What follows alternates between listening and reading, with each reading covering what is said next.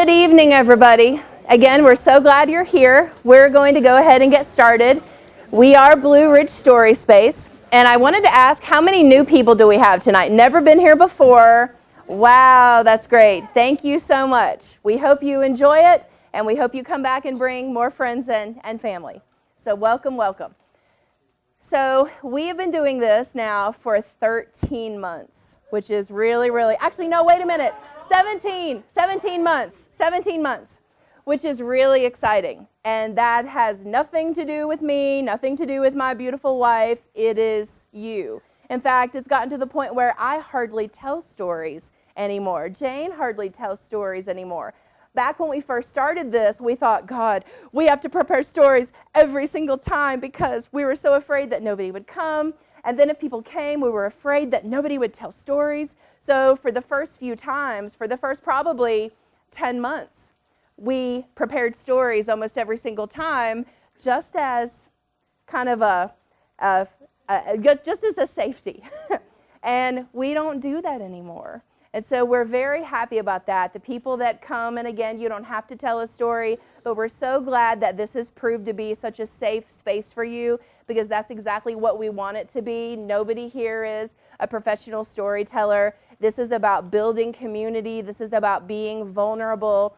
This is about sharing the very things that make us human. So we're so happy that you're here.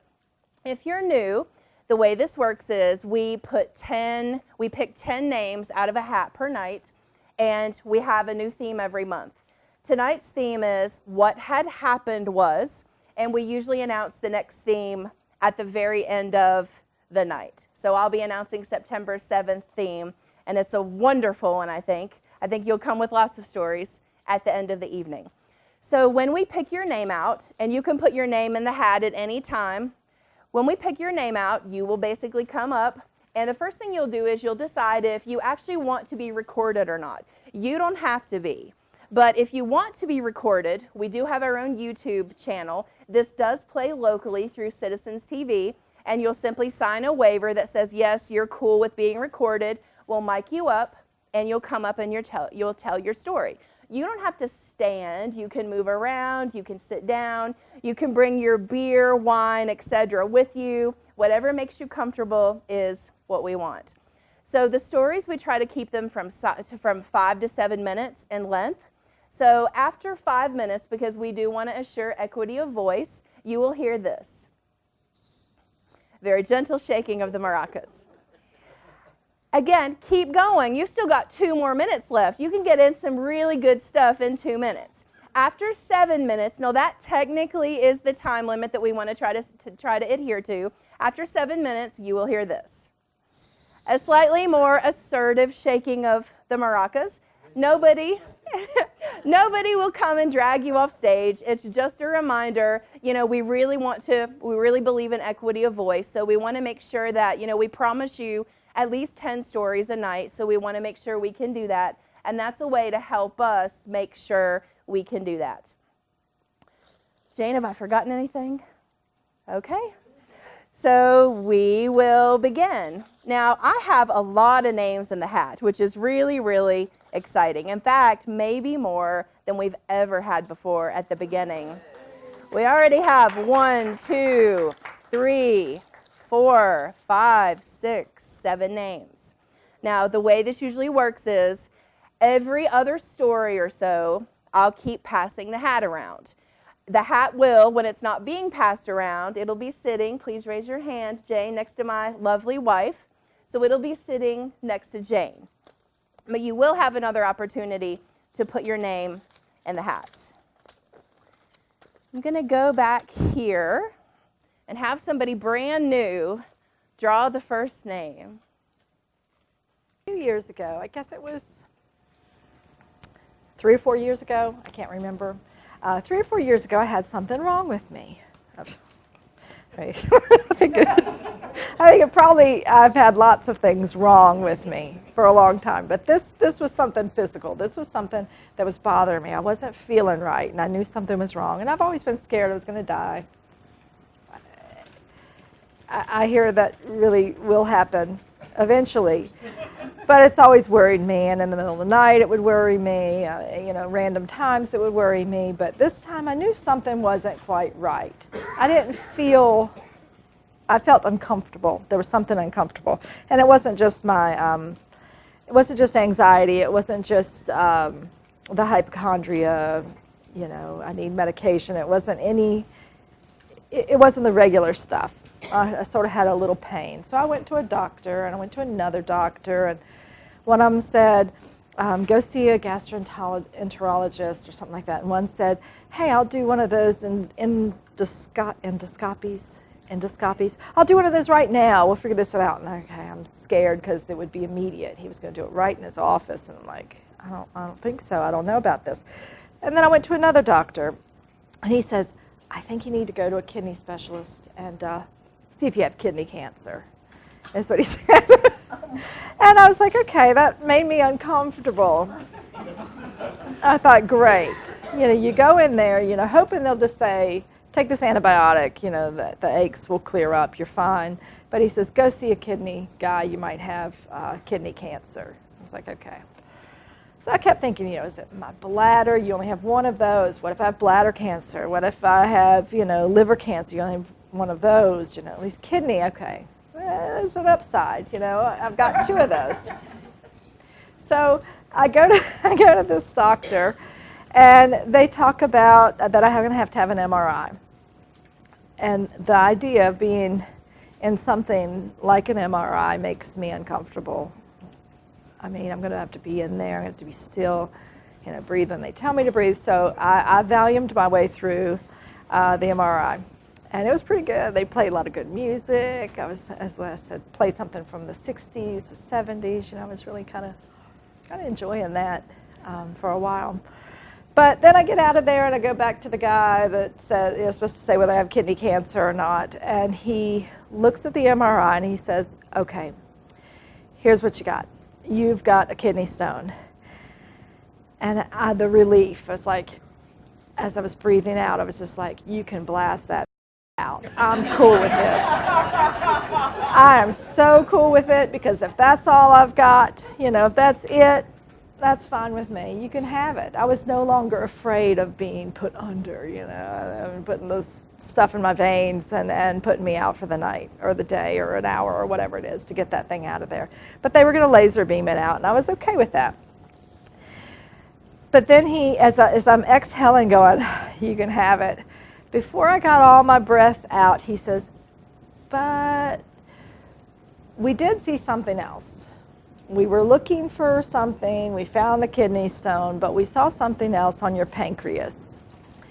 And it probably needs to be looked at. Or he didn't say probably, he's like, you gotta have that looked at.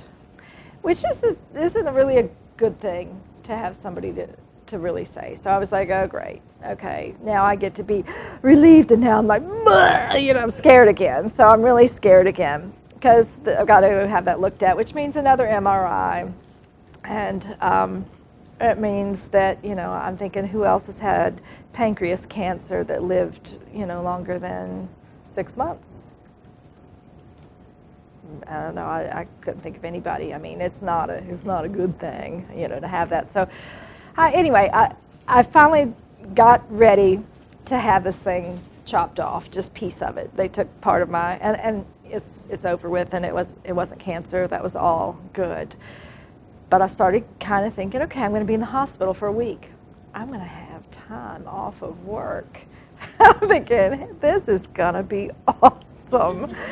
I'm thinking, okay, I'm going to go into the hospital, and it's going to be really relaxing. And if you've been here a few months ago, I did tell about how when I was at the hospital for this surgery, it was really great at first, because I was in the intensive care part, and it was just like, it was awesome. I mean, they were there every time I needed them, and they were kind to me, and they were loving. It was like my new little family. It was wonderful. And then I explained how it didn't stay that way, because when they put me off the ICU, I was in the 7th layer of hell or something. It was whatever I called it. It was terrible. But what I imagined was going into that hospital for this week-long vacation, and then a couple more weeks, I don't know, 8 weeks, however many, I can't remember how many they were going to keep me out of work. I was going to be at home, and I was so excited. But what happened was, it sucked. I mean, it sucked.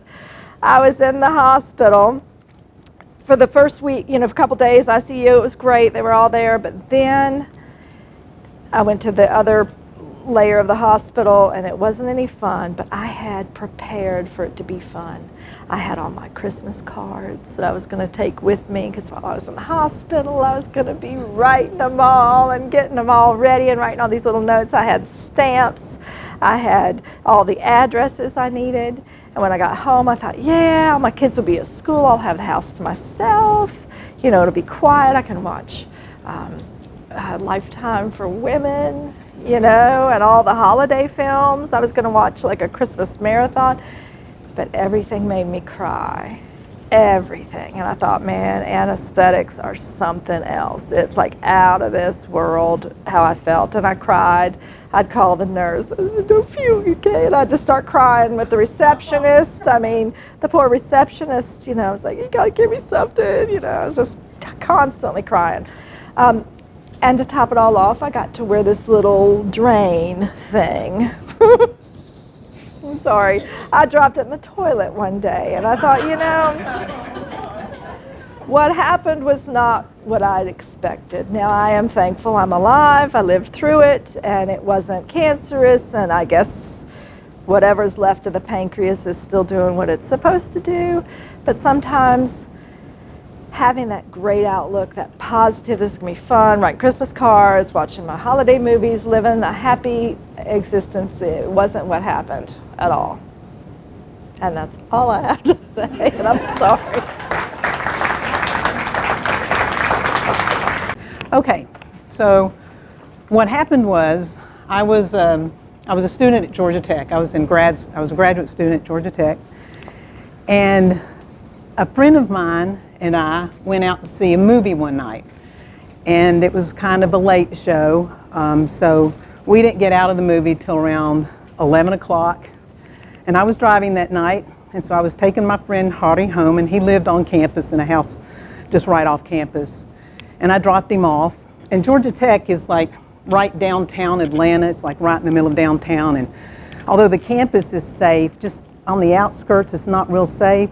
And I was running out of gas, so I needed to stop at the gas station after I dropped him off. So I pulled into a gas station on North Avenue and 10th Street, which is a little on the shady side. And I went in to pay for my gas first. I couldn't afford much. I had $5, so I'd get $5 worth of gas to get home.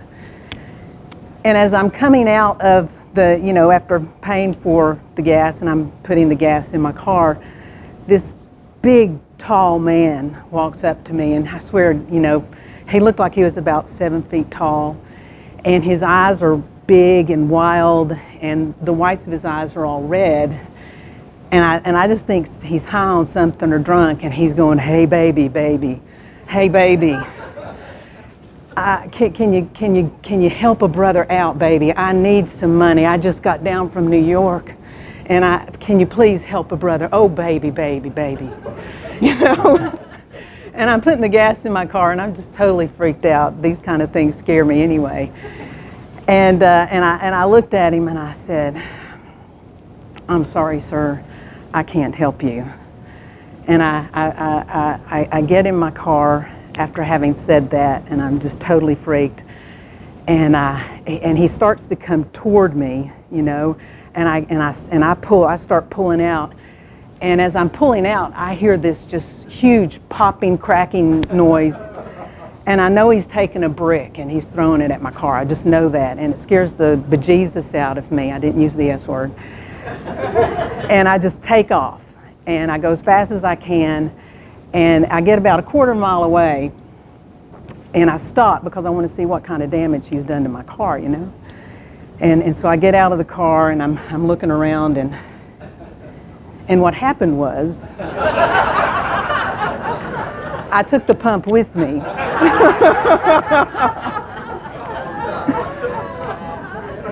Thank you.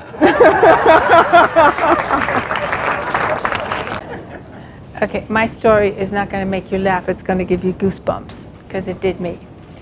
And what it was is I had finished my education, and I always tried to find a way to get away from my home. I couldn't stand living there. I was 19 years old, and I had some time before I had spent time in England going to school. So I wanted to go back to England. And I looked for a job there, couldn't find an address. And this very nice young man helped me out. Well, here we would call him Bernard, but he was Bernard. And he said to me, when you're done, give me a call, let me know how it went. And I thought that was sweet, and I did that. And I was staying at my then future brother-in-law's house. And so in the evening, after I had gone on my interview, I went to the police station because that was the only place where there was a telephone booth. Now, I'm from the European continent. England is a little bit different. Not much, but some. So I called up Bernard, and we had a nice talk. I'm standing right at the police station. The entrance to the police station is to my left. And we just kind of made a date for lunch some other time and things like that. And I hung up the phone. And as soon as I hung up the phone in the phone booth, it rang. That was something I had never experienced in my life. So I picked up the phone and I said, hello. And there was this male voice on the phone, and he said, you look really pretty. And I said, you can see me? And he said, oh yes. And I thought, whoa, this is really creepy. And then he said, if you wait a few minutes, I'll be right over there. And I said, okay. And then I thought, you idiot. And I hung up. I said, okay, I'll wait. And I hung up the phone. And it was dark. It was May, and in England, around 9 o'clock at night, it's dark. That was my saving grace. I was wearing high heels and a dark blue cape. Okay, so I wasn't very visible at that time. I ran from the police station to my future brother-in-law's house, to the point when I got there, my tongue was hanging here. And he said, what happened? I said, so I told him the story. And his brother had a friend who was a bobby, and he just happened to be there having some tea. And he said, what was that? And so I told him the story again. He wrote everything down, and that was it. So I thought. So I went back to Germany. I prepared for my trip to America. I came to America, toured America for 3.5 months, went back to Germany for 2 weeks to clean up all my stuff, and moved to England. And while there was a show an English show on TV. And I was watching it. I like English shows. They are usually very funny, and the people aren't pretty people. They are people that look like all of us. They have crooked teeth and big ears and funny hair, and some of them are really weird, right? So anyway, so this was normal stuff. So I was watching it, and all of a sudden, there was a phone booth. There was a pretty girl in the phone booth who never made it out. Because years before that, there was a guy in England who was picking up all the au pair girls and killing them. And I never knew how close I had come to that. To this day, I have nightmares on that. And that's why I said, this is not going to be funny. This is scary. So sometimes ignorance is not bliss. Stupidity is not bliss. Just running away is bliss. Neck deep in a northern Michigan river. Now what happened was something probably started years and years before that. When I first met my wife, well, she wasn't my wife when I met her. When I first met the young woman that would become my wife, we were with some friends at a gravel pit. Now, you guys know what gravel pits are all about? You know, they're, all right. We were with some friends at a gravel pit. I was with some friends of mine. She was with some friends of hers. We all got together, and we were at this gravel pit. And somehow in the conversation, she had mentioned that she couldn't swim. Now, I come from an era where doing is learning, and I figured one way to help this young lady swim is to put her in a situation where she had to swim. So I simply picked her up. She was a very petite, very fine young woman, and I just picked her up and held her out over the edge of the gravel pit and let go. Because everybody floats, right? Nobody, no, not everybody does float. So my first response to her, or my first vision of her, is her standing in 6 feet of water, my 5-foot wife, looking up. And I said, wow, she's going to float sometime. But she didn't. She just looked up.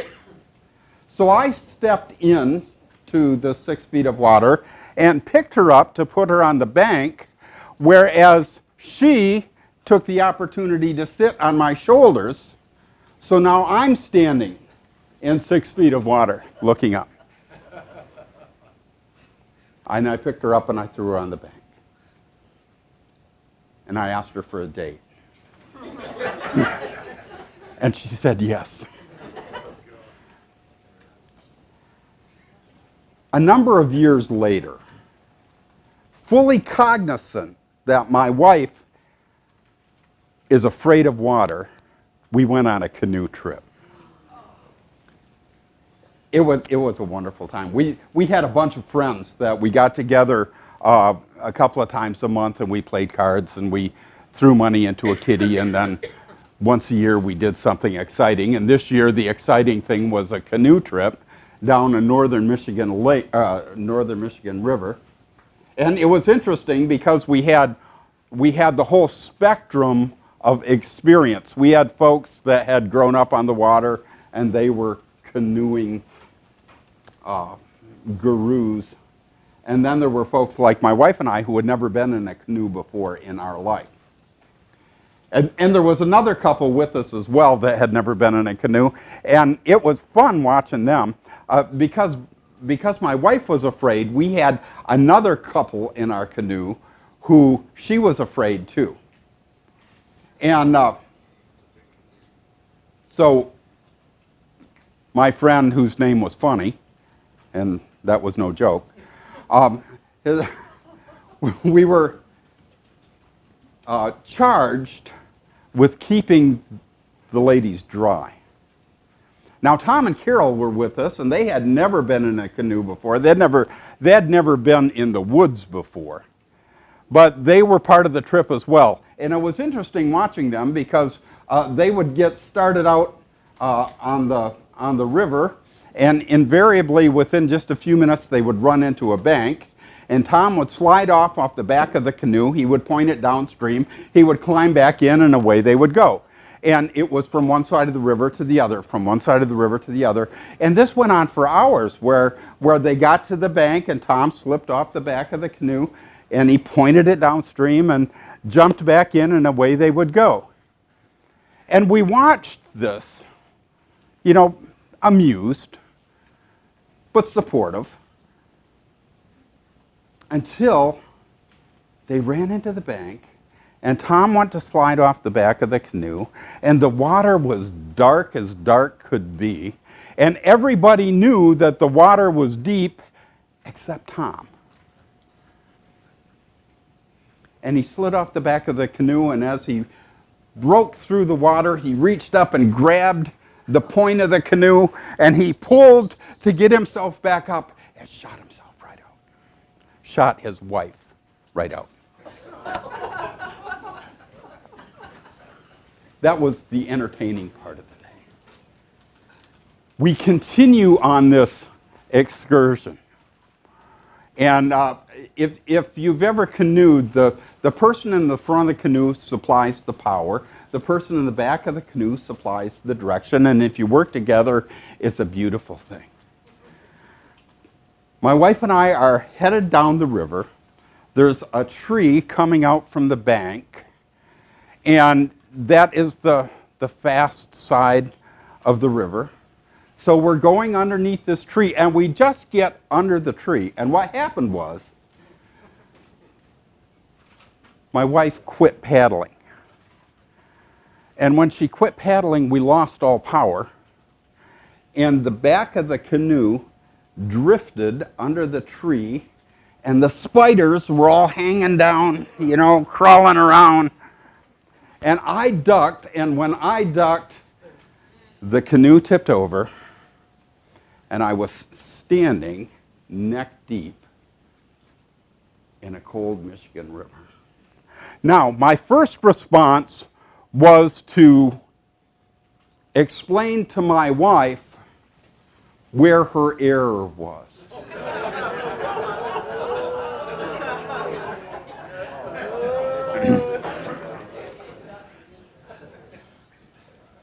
But wisdom prevailed.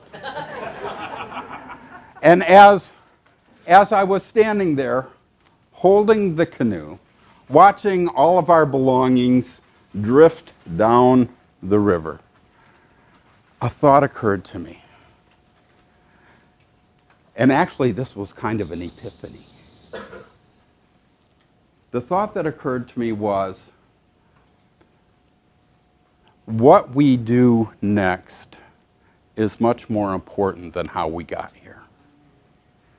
And this has become kind of a principle that I live by. Rather than chewing somebody out, simply consider what the best path forward is. And that's my story.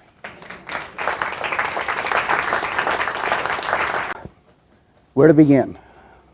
That's always the question with one of these. My story goes back to June 21st or 8th, 1971. I'll verify that in a minute. How will I verify it? Because I printed out a little thing from Wikipedia. It's always wonderful to be part of a story that you can find on Wikipedia. Mine is an old one. I've been involved in computers my entire life. As a matter of fact, when I teach the kids the binary system, I usually tell them I've been doing this so long that when I started, there were no ones, only zeros. Ones came later.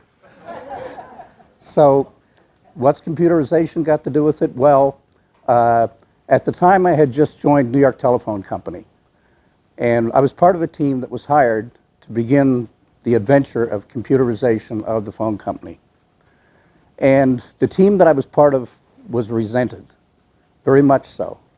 Why? Not because of the computerization, but because of the fact that we had been hired into a management position with a management salary at a time when telephone company traditions said, if you want to get to the top, you start in a manhole as a cable splicer and you work your way up.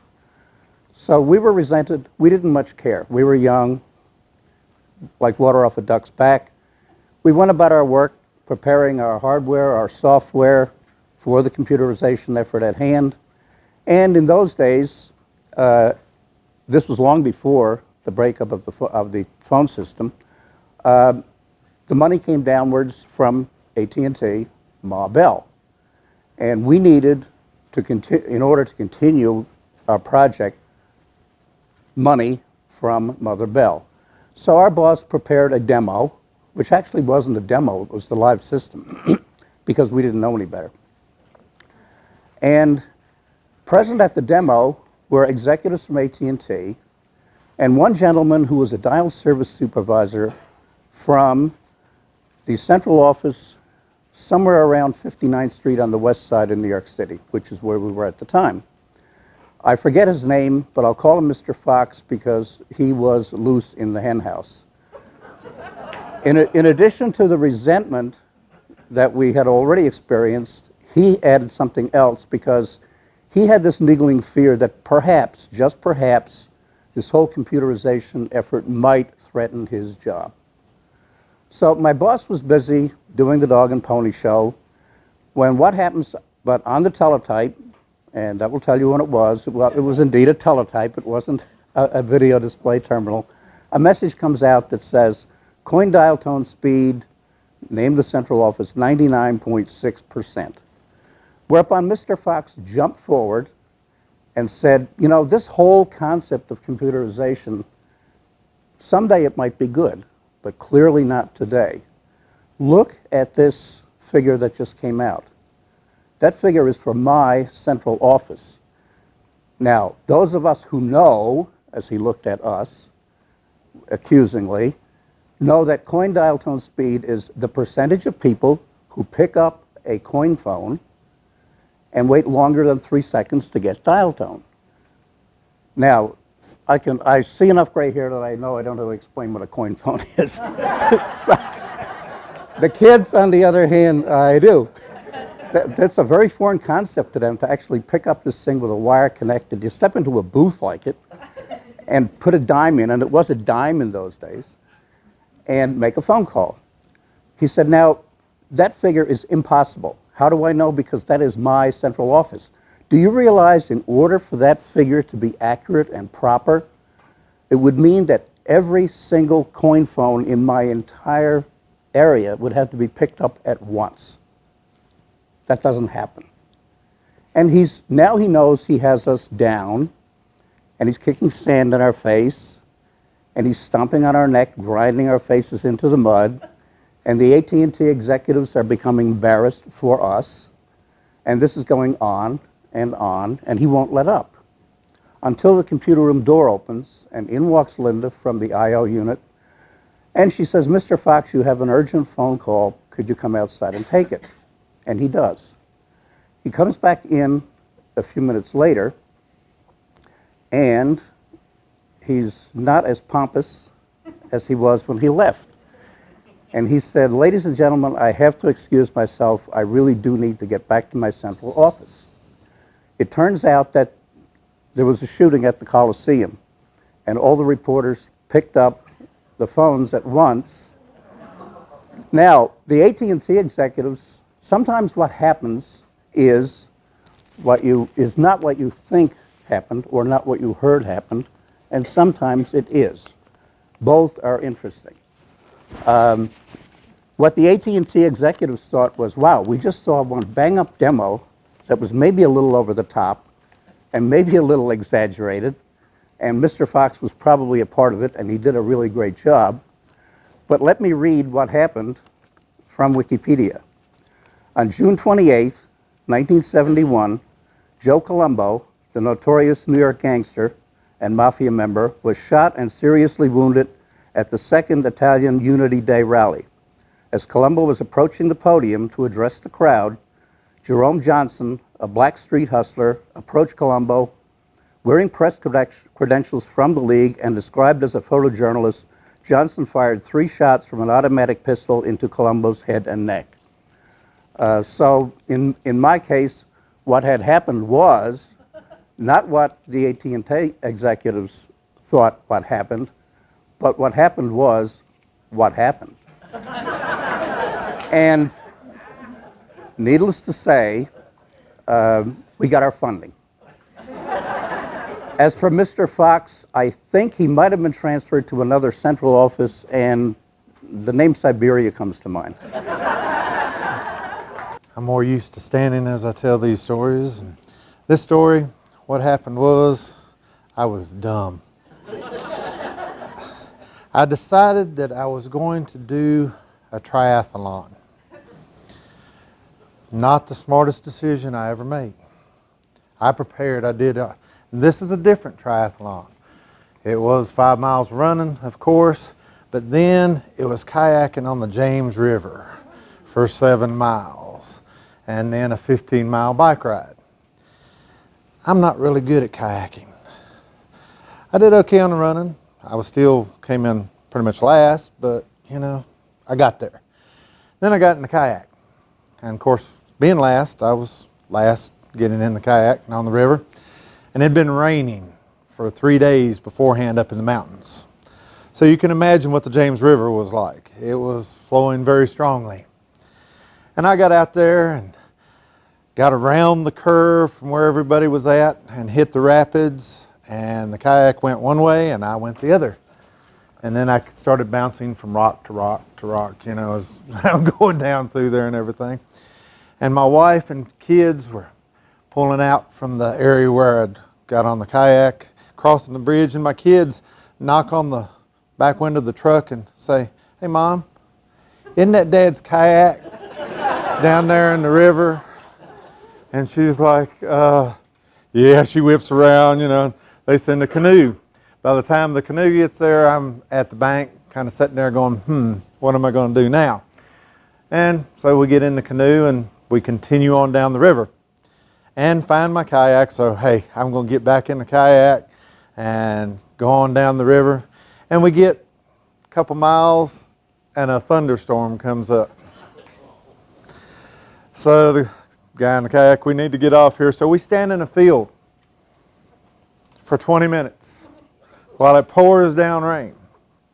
Now, I've got some nicks and cuts and bruises and all this kind of stuff, but the storm passes over, I'm going to push on. Got to keep going. So get in the kayak and going on down through there. And the guy said something behind me, but I didn't hear him, and I tried to go through one section there that looked like I should be able to slide right through. That didn't work out so well. I hit that, and that kayak just flipped just as pretty as you please, and I'm in the water again. Fortunately, at this point in time, I'm down there right where you're supposed to be getting out. Pretty close, anyhow. Wife and kids are standing over there just looking, And by this time, I'm far enough behind that, the people are wondering, okay, will he continue on? My wife's like, well, he keep going. And kids are like, it's Dad. He ain't going to quit. So I get out, change just enough to get on the bike, and I start riding. And the riding's going pretty good. That part, I can get that bike pretty good. But on this particular section, they decide to put the mountain at the last section. Not where you can get it at first and get it over with. To get to the finish line, you got to go up this 2-mile jaunt straight up to get to the finish line. And as I'm going, here comes the guy with the finish line on the back of his truck, driving by me going the other way. And here I am, I'm trudging, got the number and all this. So he turns around, goes back up to the top, and by the time that last quarter mile is straight up and I'm struggling, man. It's just, I'm not going to quit. I'm stubborn enough and hard-headed enough, I'm not going to quit. So I have to get off the bike and push a little bit till I can get up there and get to a spot. But I crossed the finish line that he had put back up. Just for me. But it's one of those things I can say that I completed it. It may have taken me longer than anybody in an imagination, but I completed it. I made it through. I was stubborn enough and hard-headed enough to make it through. But it was definitely some interesting challenges. And not something I've done again. Hadn't really considered it again, even, So that's my story. That's,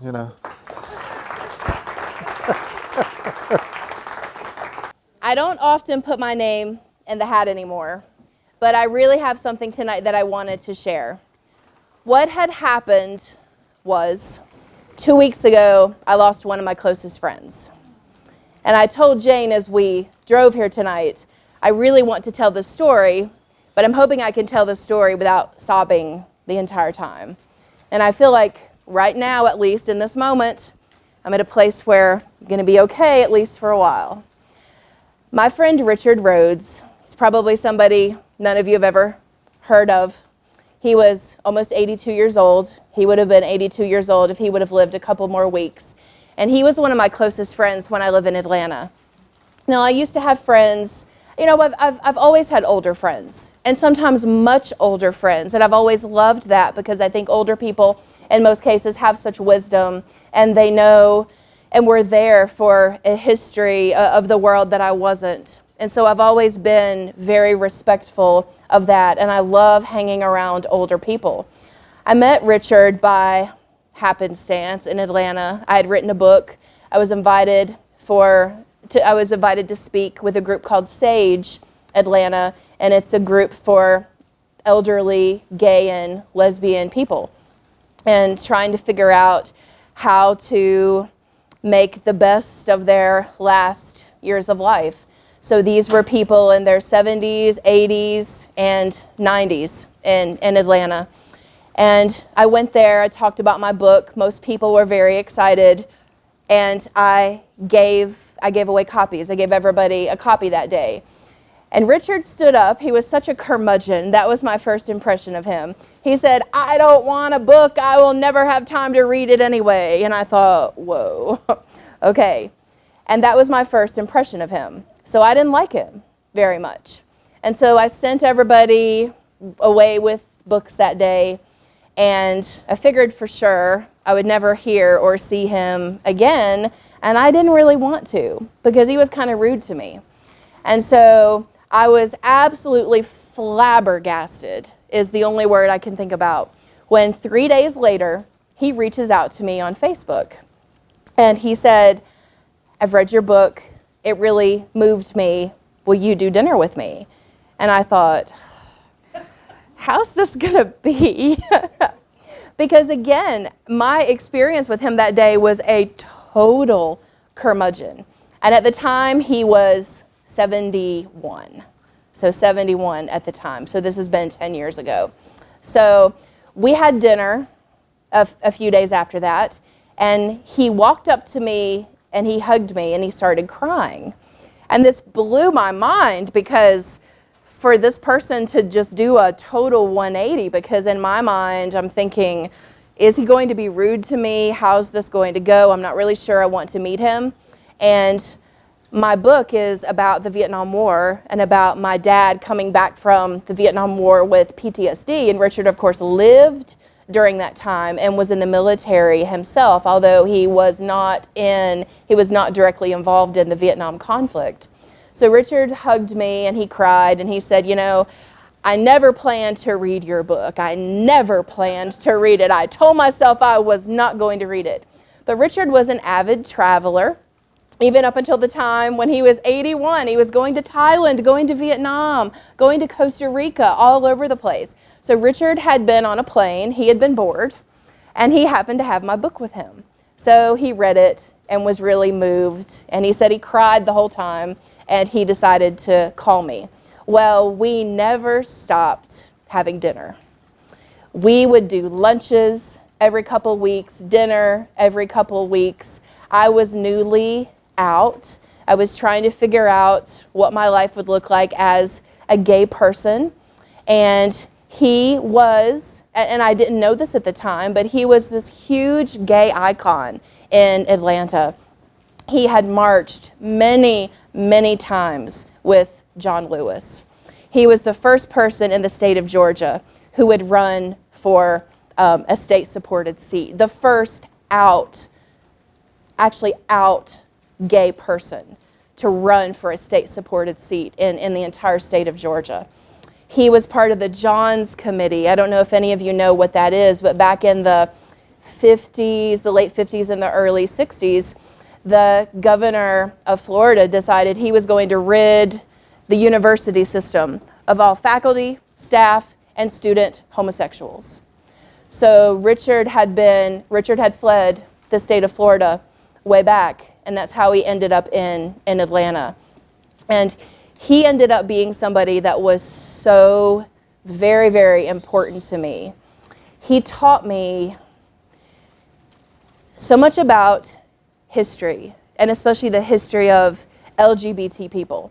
Because as a straight person, as somebody who refused to acknowledge who I really was, I didn't know anything about the history of LGBT people at all. And in a way, I had kind of blocked that out. And he taught me the importance of not only knowing the history and acknowledging the history, but talking to other people about the history. Richard himself was HIV positive. He had never hidden that. He wasn't embarrassed by it. And he had known since he was about 64 or 65 years old. So he had known for I think about 6 years by the time I met him. And he was just a huge speaker in the community, somebody that stood up and said, this is the face of HIV and AIDS, and I'm okay. It's nothing that you want, people, but there are treatments now. There is life. I am living, and I'm okay. And I had never met anybody that didn't hide the fact that they were HIV positive.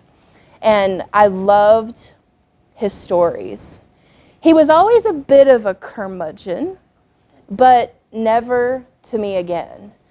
And he would say things like, oh, Crystal, you know, I have no talent at all in the world. My only talent is connecting people. And he connected me with people in Atlanta that ended up being my rocks, my support system the entire time I was there. And there is a saying by the artist Banksy. I don't know if you guys have ever heard of Banksy. So Banksy said, we all die twice. The first time is when we stop breathing. The second time is when people say our name for the last time. And I will never stop saying his name. Richard Rhodes. Thank you.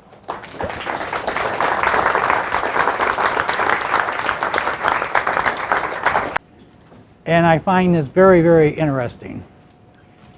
Don't know if I will be as entertaining as the other people that spoke, but it's a true story. You will notice that I stand up and I walk around. You'll notice by my shirt that it says Harley Davidson, which means that I am a biker, or was.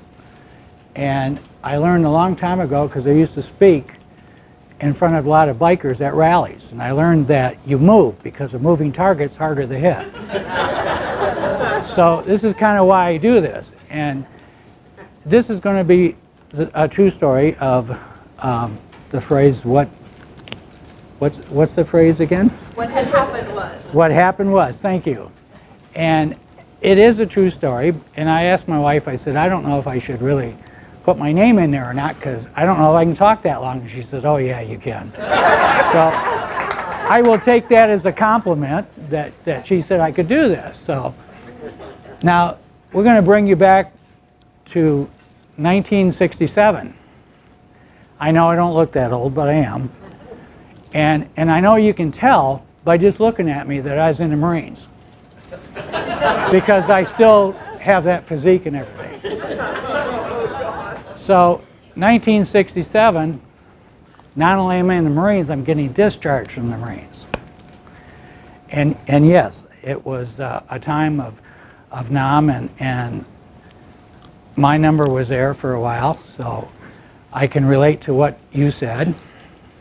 And when I'm ready to get discharged, they send you to what was then called Treasure Island in San Francisco, which is now, I understand, some beautiful, rich neighborhood area. At the time, it was a military Navy base. Now, those that don't know it, the Marine Corps is actually part of the Navy. We always said the best part, but you know, it's still part of the Navy. So you get discharged at Treasure Island, and you go through a series of examinations and trying to talk you to staying in and all of this stuff when you go to Treasure Island. So it's not a quick discharge. And then they found out that I had the ability to do certain things that would help other people get discharged. So all of a sudden, instead of getting discharged, I get a notice that says extended for 1 month in the duration. And it's like, okay, we don't know what the duration is, so this makes me a little nervous. So I could be here thinking I'm going to get out soon. Well, a month and a day later, because I actually was in the Marines, I tell people, not that I kept track, but it was 4 years, 1 month, and 13 and a half hours. But not that I was really counting, but that's what happened. So now I'm at Treasure Island in 1967. And I'm not getting out right away. So I spent a lot of time at the enlisted club. So there's not a lot of Marines there, there's a lot of Navy there.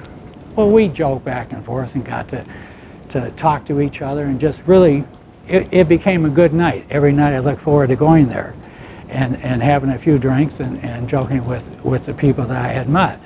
And I gave them a hard time because I was the only Marine, they were all Navy.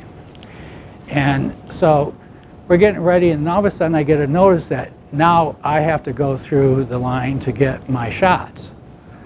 Now when you go through the line to get your shots, you literally go through the line. They give you shots on both arms at the same time. You're walking down the line. And then they draw your blood and all of this.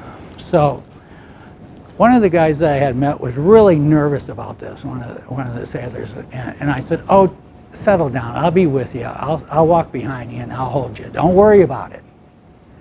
Just settle down. So we go out that night before and probably had a little more to drink than what we should have and what we normally did. The next morning was a tough time. We go through and get all these shots. We finally get to the end of it, and he's really nervous now, and he's shaking, and I'm standing behind him. And I said, okay, just relax, just settle down. I got you. I've got your 6. That was the term that you used back then. I've got you. And so we're walking through the line, so he gets through the line, and he has no problem. 2 minutes later, I wake up looking up. Now you can imagine, that's what happened to me. You can imagine how I felt when I'm looking up, the only Marine with all these sailors. And I'm the only one laying on the floor. So that's my story.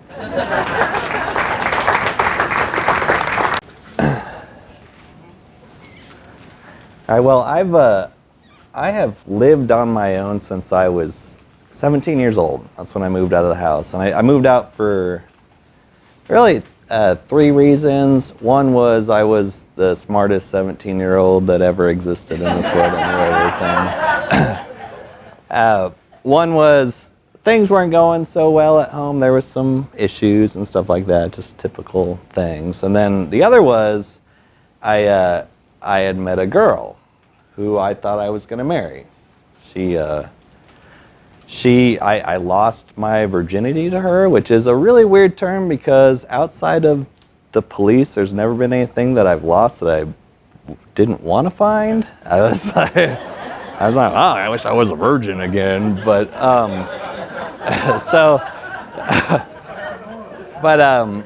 so needless to say, I was wrong on that one. My mom was right that that girl was no good, and so she left and left me with an apartment. Now I'm 18 at this point. I was working at Best Buy full time, finishing up high school by myself, and so she left. She took everything. I mean everything except for a cat named Sylvester, which I needed a cat.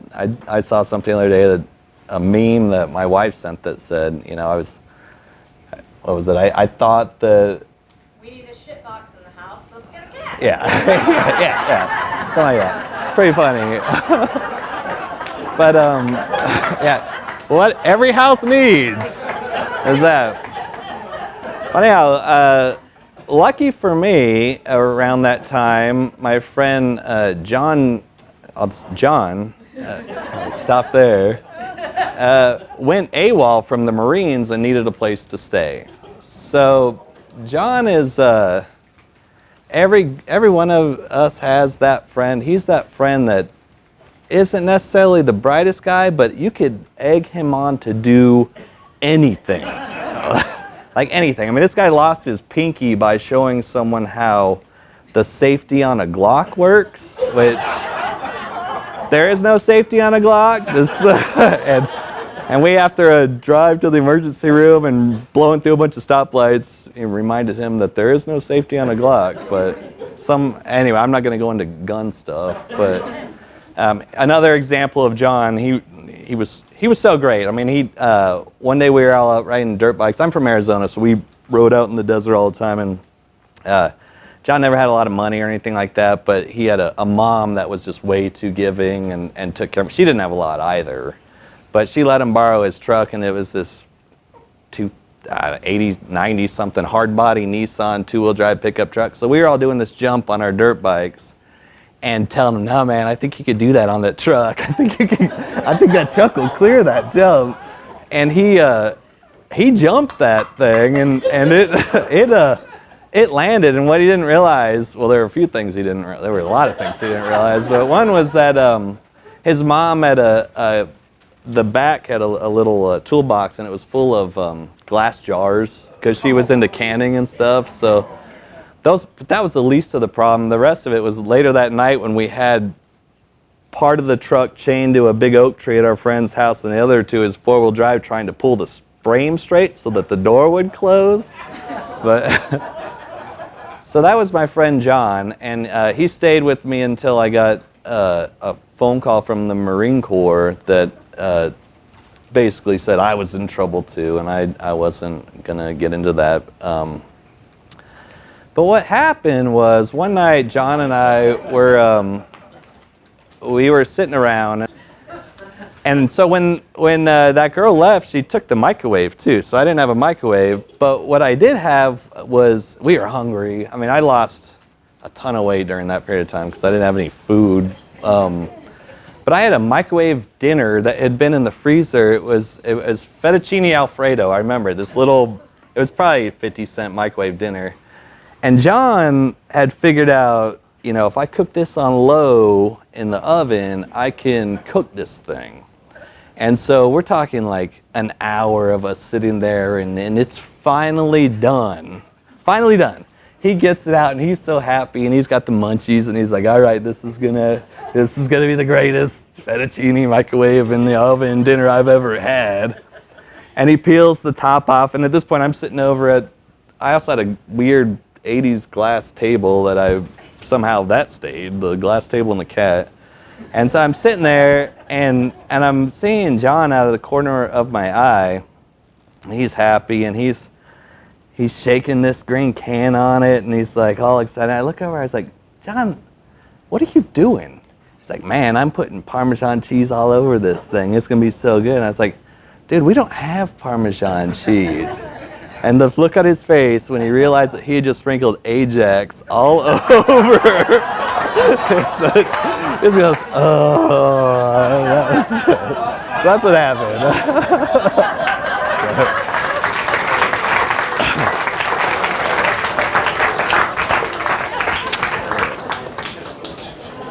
Thank you, Brandon. Well, I have two stories tonight, and they are exactly, weirdly, thematically parallel, for reasons I'll explain, or you will see shortly.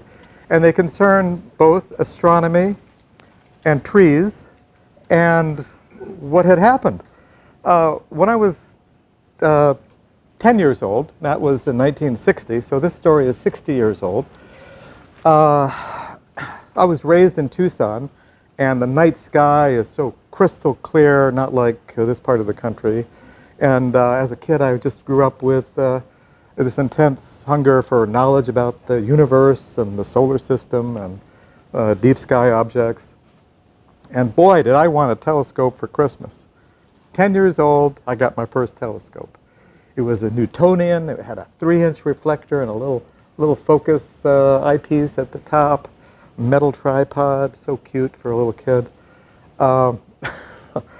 And it was great. I could see the rings of Saturn, the moons of Jupiter, and I was hoping before I got it that I might actually be able to see Deimos and Phobos, the moons of Mars. But I thought, nah, probably not. It's only 80 power. So every night, it was cold outside, wintertime in Arizona. It can still get close to freezing, usually in the 40s. But the sky is so clear. I'm out there with my jacket, and we're looking at Jupiter and Saturn. It happened to be pretty close in the sky. Tremendous. I was so excited. I got my brother out, my sister, my other sister, my mother and father. They're looking. And this telescope also came with an eyepiece that was like an upside-down black plastic funnel with a translucent diaphragm at the top that allowed you to see the sun in the daytime. So it was very safe and protected, but you could actually see a very good large image of the sun and see sunspots and so forth. This is 1960. So how cool is that? Sunspots. So I'm out there late afternoon one day, and I'm watching the sunspots. Sun's starting to go down in the sky. And yeah, there are a couple sunspots, and something just strange is starting to happen. Something is going on the sun. I see what looks like a sunspot in the lower right corner of the screen, and very, very slowly it starts to grow across the surface, sort of like an elongated sunspot, dark, black, moving across the top. And I think, oh my God, what am I watching here? Am I the only one on Earth that's watching the sun go through some kind of a sunquake or growing sunspot suddenly, furiously, a solar flare? So I run into the house, I get my sister, and I have her look at it. I said, is it me, or is there something going on the sun here? And she says, wow, that's pretty weird, Joe. So we go in and get my sister, and she comes out, and she's much older. And she looks in the west as the sun is setting, and it's winter. And there is about 100, 200 yards away a mulberry tree that's denuded of its leaves. And the sun is moving down, right? So I'm watching the sun. So what had happened was, was that the branches of the tree were coming in between my telescope and the sun. No matter how I move the telescope at that distance, it's still there, so it's the sun. So my sister looked at me and she started laughing at me. And that's what happened. And so I was a child, and I failed to take into account one of the most important principles of science, that you always have to consider alternative hypotheses that have a higher prior probability. The twigs, and that's what had happened. So move forward 10 years, so I'm about 20, and my best friend and I, midsummer, said, heck, we're out of school, crystal clear sky, let's get our binoculars, we'll go camping on the mountain. So he had a car, I didn't yet. So we went up to Mount Lemmon, just north of Tucson, 9,000 feet above sea level. Have you ever seen the sky in Arizona at 9,000 feet? It is a black vault with glowing diamonds, glowing grains exploding into almost like a talcum powder electric mist. So we're looking at meteors flashing through, we're watching satellites go by, and I was very good at spotting satellites. And it was just a tremendous high, quite a peak experience to see the sky in all of its glory, with the backbone of night, as Carl Sagan would say, with billions and billions of stars, just prickling your eye. It's just fantastic, and looking through binoculars, tremendous. So finally, we both doze off. We're in our sleeping bags. It's all quiet. The smell of pine is in the air. Everything is so quiet. Kind of zip. It's getting kind of chilly up at that altitude, so I zip up the sleeping bag, and I'm almost asleep. And suddenly, I hear a crack, crack, crack, thump, thump, thump, thump. And, well, in my mind's eye, it's pitch black. I'm thinking, black bear, grizzly bear, who knows what kind of bear, but it's a bear. And I can hear it breathing next to my sleeping bag, the snorting sound. My heart is just, the adrenaline is just starting to. Have you ever been in a sleeping bag on a mountaintop with a bear, 5 feet, 4 feet, 3 feet, coming at you, sniffing, snorting, teeth salivating. And I swear, I think my heart is just, is making this pounding sound. I'm absolutely terrified. So I'm absolutely frozen. I'm just trying not to breathe. Stay perfectly quiet, at least except for the sound of my pounding, palpitating heart. And I just freeze in that position. And I'm seeing this bear just watching in my mind's eye. I'm seeing this bear watching me and deciding what to do. And I'm waiting, and the hours go by, literal hours go by. Finally, the moon rises up above the horizon. And I just look out, nothing. Hours go by, the sun starts to rise in the morning. And finally, when it's bright enough, I look next to my sleeping bag and I see what had happened. I saw the branch that had broken off from the tree and landed and rolled down a little slope toward my sleeping bag. And so there's the tree, and there are the stars and the heavens. And that was ridiculous. So I laughed at myself. And here I was 20 years old, twice as old as that kid who got laughed at by his sister. And that's my story.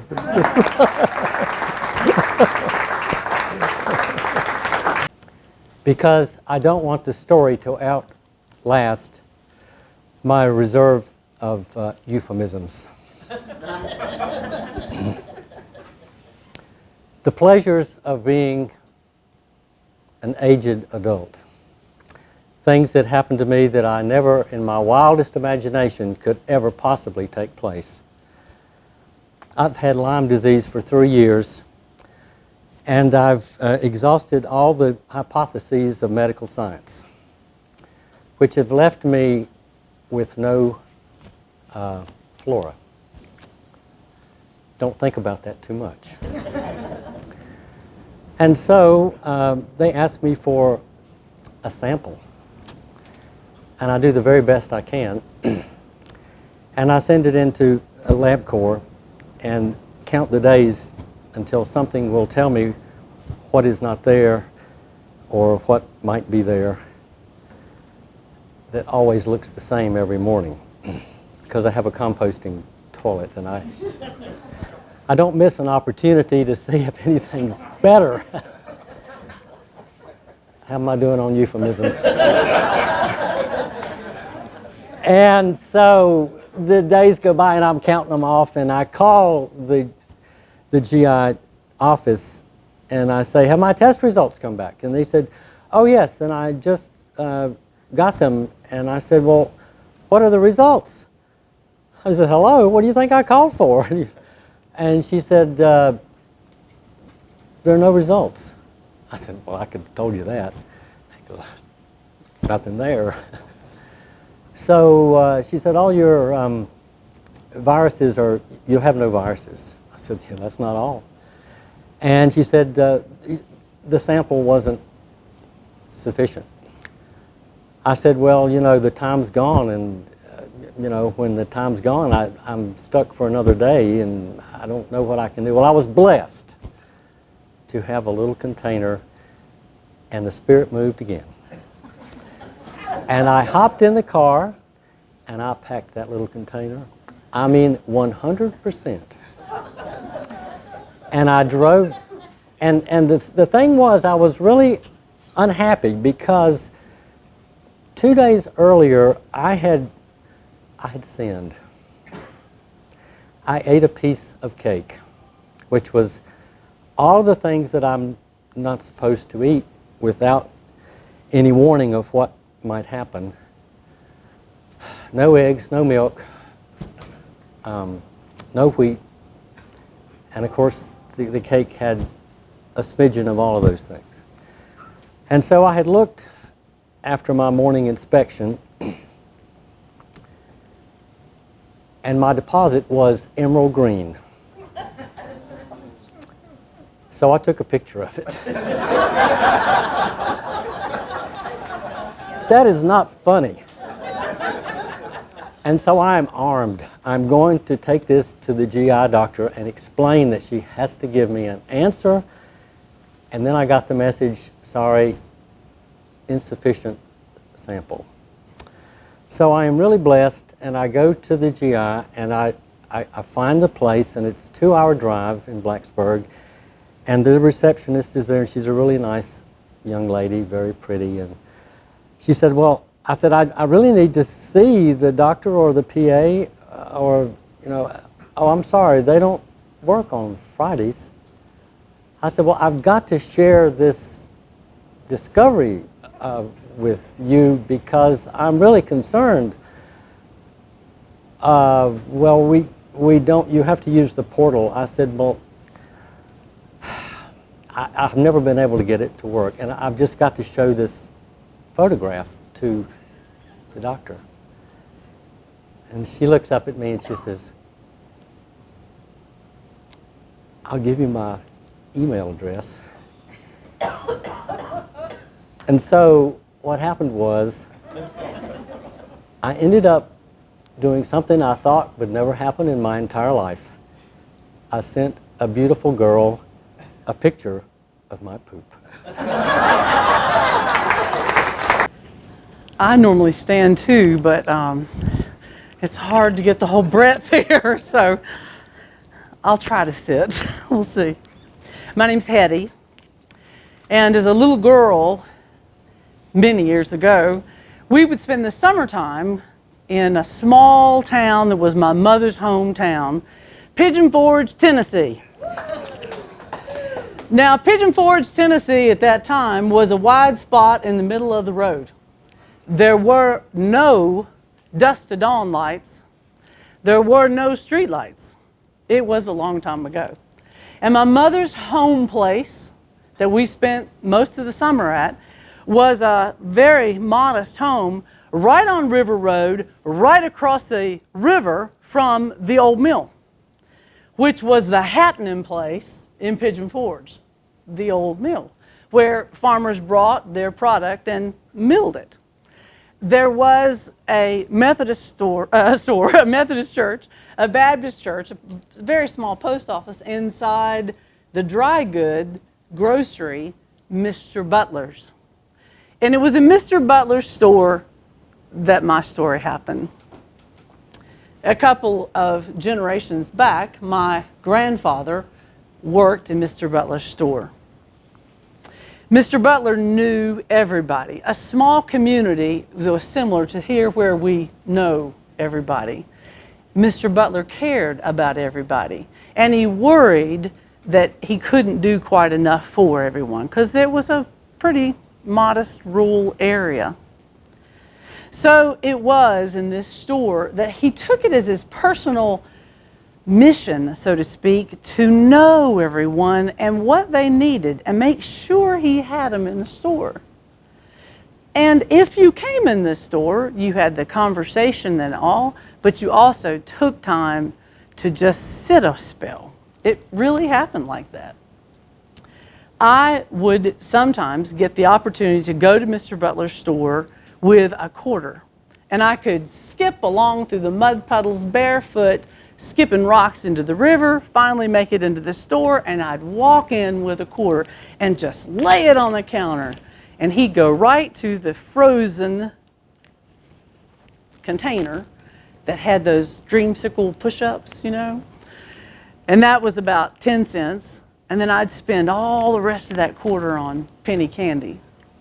It was a magical, wonderful time. But if you came to the store and you didn't have quite enough, he had the tab for you. He had everybody in the community kind of divided up into the would pays and the could pays. So it was that on this very hot August summer evening, he was sitting behind his counter, his desk sitting sort of perpendicular to the counter that he received money at, and he was doing his books. And it had been a pretty busy day, so he was working kind of late, and it was hot, so we had the front door open to the store still, even though the hours were, it was closed. And they had a screen door on the storefront, so if anyone came in, bap, would go the door. And if they got past that door, there was a wooden plank floor and the wooden plank sidewalk leading to the store. He'd surely hear that. He wasn't deaf. So when he sat there and he just felt the presence of something, he looked up. He hadn't heard the screen door. He hadn't heard any steps, nothing. There on the other side of the counter, when he looked up, was this strange-looking woman. All dressed in gray she was, long, stringy hair. And the first thing he tried to think of was, who in the world was that? He did not recognize her. But he stood up, and she looked awfully sad. He went to the counter, and he said, "Ma'am, what can I do for you?" And she didn't say anything. She just pointed. She pointed to a cabinet that held quarts of milk. Jars, you know, with the little paper tops on top. And he didn't waste a minute. He just reached for it and handed it to her. And in one motion, she took it, and out the door she was gone. Well, he scratched his head, and I mean, he wasn't too concerned about her not paying for it because he knew everybody. He'd figure out who she was. But the next day, he didn't think much about it. But the same thing happened that night. As he was sitting there doing his books, he felt the presence. He looked up, and there was the woman dressed in gray. "What can I do for you, ma'am?" he said. She said nothing, but just pointed. And again, he went over and got a jar of milk and handed it to her, and again, she turned around and was gone.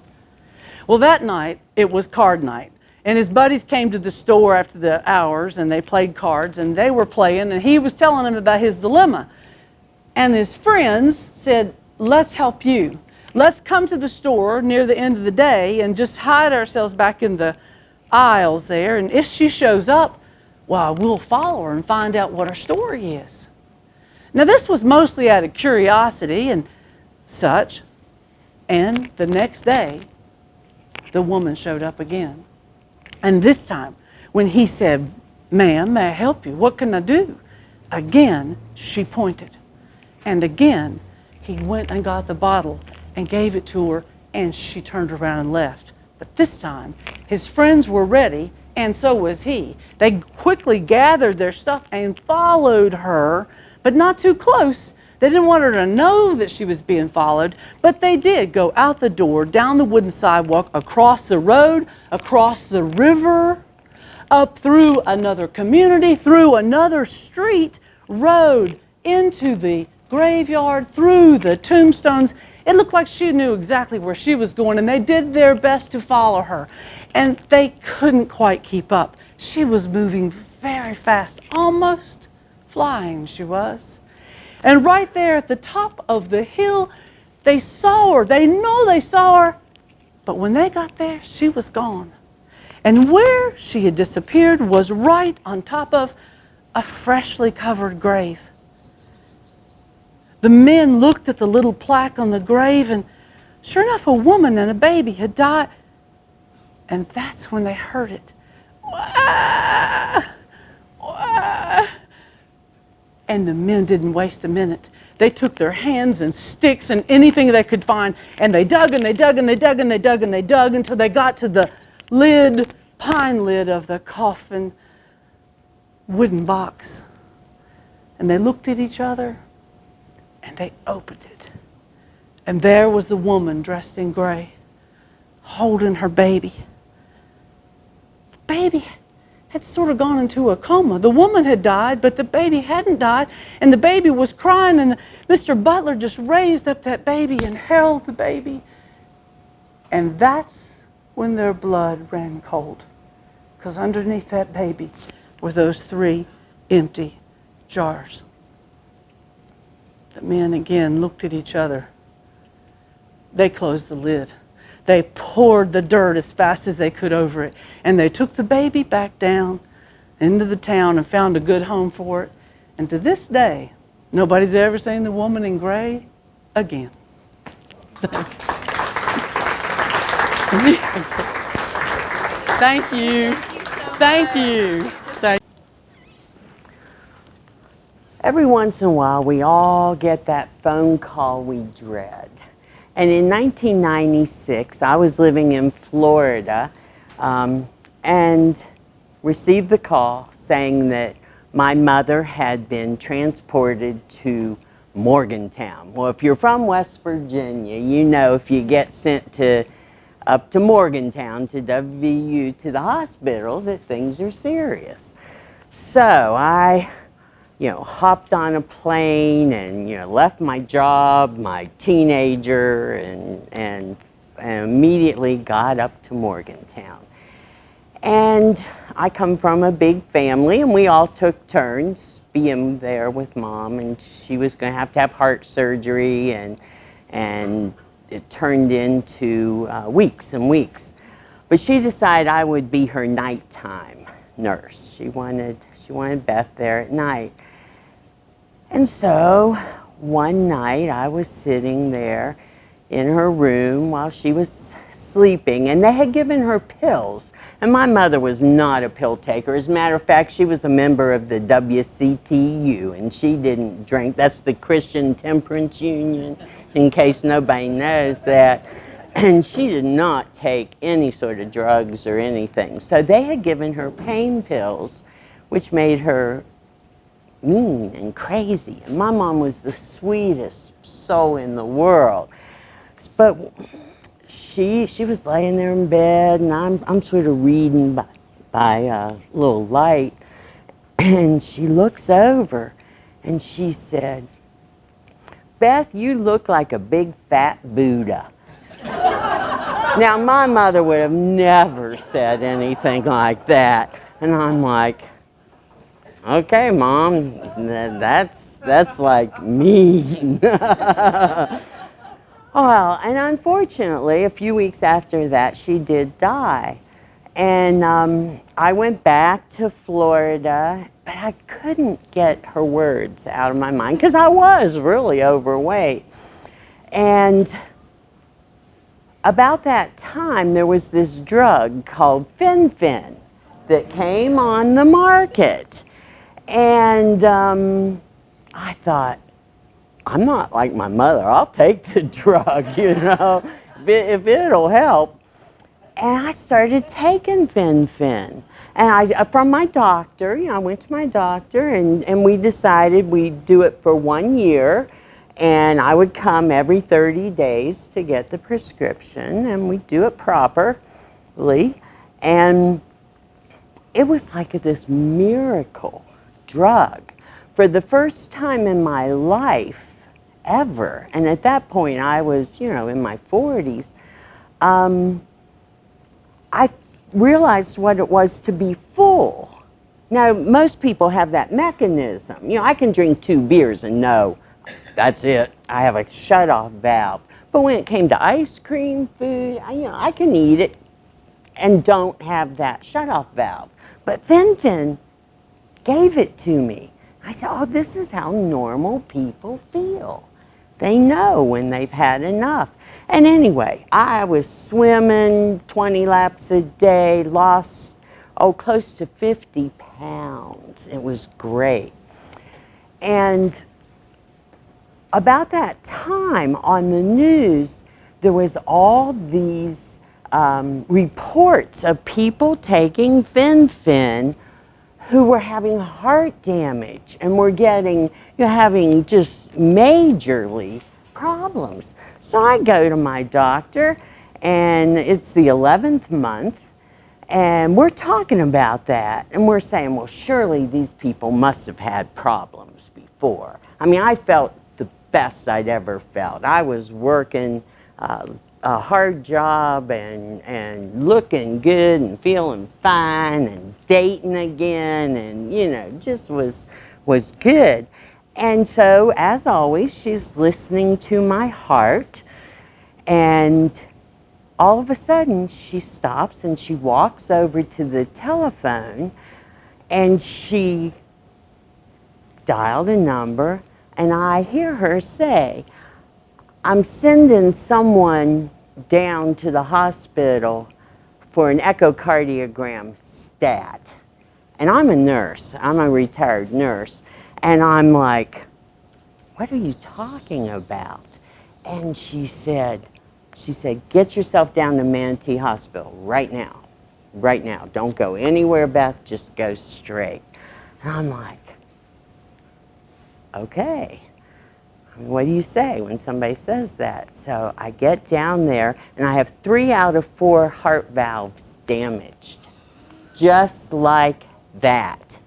From being healthy the month before to that. That's what Fin had done. So fast forward, there's all these lawsuits going on. And I've never been sued. My father was a doctor. We just didn't sue people, you know. You just didn't do that, you know, karma. And, right? Yeah, exactly. But I thought, well, I'm going to put everything together, all the records, and I might as well submit it. And so I did, and I get this nice letter back saying, well, you weren't damaged that bad.